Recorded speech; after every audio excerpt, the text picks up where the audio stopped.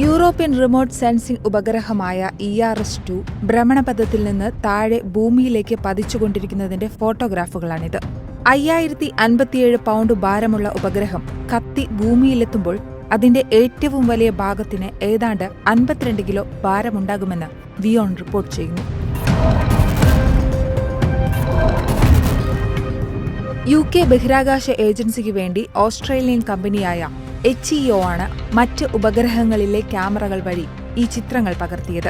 ഭൂമിയുടെ ശാസ്ത്രീയ നിരീക്ഷണ ദൗത്യത്തിന്റെ ഭാഗമായിരുന്ന ERS-2 1995 ഏപ്രിൽ 21 വിക്ഷേപിക്കുന്നത്. ഭൂമിയെക്കുറിച്ചും കാലാവസ്ഥാ വ്യതിയാനത്തെക്കുറിച്ചും പഠിക്കാൻ നിക്ഷേപിച്ച ERS-1ന്റെ പിൻഗാമിയായിരുന്നു ERS-2. 2011 യൂറോപ്യൻ ബഹിരാകാശ ഏജൻസി ERS-2വിന്റെ പ്രവർത്തനം അവസാനിപ്പിച്ചിരുന്നു. പിന്നീട് ബഹിരാകാശ അവശിഷ്ടങ്ങൾ കുറയ്ക്കാനുള്ള ഉപായങ്ങൾക്കനുസൃതമായി ഒരു നിയന്ത്രിത പരിക്രമണ പ്രക്രിയയിലായിരുന്നു ഇത്. എന്നാൽ സാറ്റലൈറ്റ് ഈ ആഴ്ച ഭൂമിയിലേക്ക് എത്തുമെന്ന് യൂറോപ്യൻ സ്പേസ് ഏജൻസി പറയുന്നു. പക്ഷേ ബാറ്ററികളും കമ്മ്യൂണിക്കേഷൻ ആന്റിനയും പ്രവർത്തിക്കാത്തതിനാൽ സാറ്റലൈറ്റ് എപ്പോൾ ഭൂമിയിലേക്ക് പതിക്കുമെന്നോ എവിടെ പതിക്കുമെന്നോ കൃത്യമായി പറയാൻ കഴിയില്ല. അതിനാൽ ഇന്നു മുതൽ എപ്പോൾ വേണമെങ്കിലും ഇത് ഭൂമിയുടെ അന്തരീക്ഷത്തിൽ പ്രവേശിക്കാമെന്നാണ് വിലയിരുത്തൽ. 700 കിലോയിലധികം ഭാരമുള്ള സാറ്റലൈറ്റിന്റെ വലിയൊരു ഭാഗം ഭൂമിയുടെ അന്തരീക്ഷത്തിൽ പ്രവേശിക്കുന്നതോടെ കത്തിനശിക്കുമെന്നാണ് യൂറോപ്യൻ ബഹിരാകാശ ഏജൻസി അവകാശപ്പെടുന്നത്. ഭൂമിയുടെ ഉപരിതലത്തിന്റെ ഏകദേശം 71% വെള്ളത്താൽ മൂടപ്പെട്ടിരിക്കുന്നതിനാൽ അവശേഷിക്കുന്ന ഭാഗങ്ങൾ കടലിൽ പതിച്ചേക്കാമെന്ന നിരീക്ഷണമാണ് വിദഗ്ധർക്കുള്ളത്.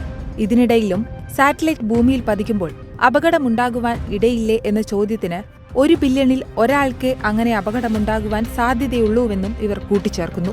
ഇമേജിംഗ് സിന്തറ്റിക് അപ്പേർച്ചർ റഡാർ, സമുദ്ര ഉപരിതല താപനില, റഡാർ ആൾട്ടിമീറ്റർ, കടൽക്കാറ്റ് എന്നിവ അളക്കാൻ കഴിവുള്ള സെൻസറുകൾ ഉൾപ്പെടെ അത്യാധുനിക ഉപകരണങ്ങളുടെ സജ്ജീകരണത്തോടെയാണ് ERS-1ഉം ERS-2ഉം 1990കളിൽ വിക്ഷേപിച്ചത്.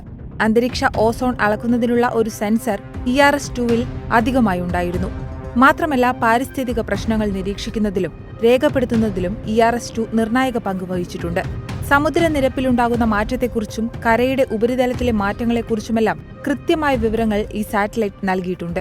കൂടാതെ എൻവിസാറ്റ് ദൗത്യം, മെറ്റോപ്പ് കാലാവസ്ഥാ ഉപഗ്രഹങ്ങൾ, എർത്ത് എക്സ്പ്ലോറർ സയന്റിഫിക് റിസർച്ച് മിഷനുകൾ, കോപ്പർനിക്കസ് സെന്റിനൽസ് തുടങ്ങിയ ദൗത്യങ്ങൾക്കുള്ള സാങ്കേതിക വിദ്യകളുടെ അടിത്തറ ഒരുക്കാനും ERS-2വിന് സാധിച്ചിരുന്നു.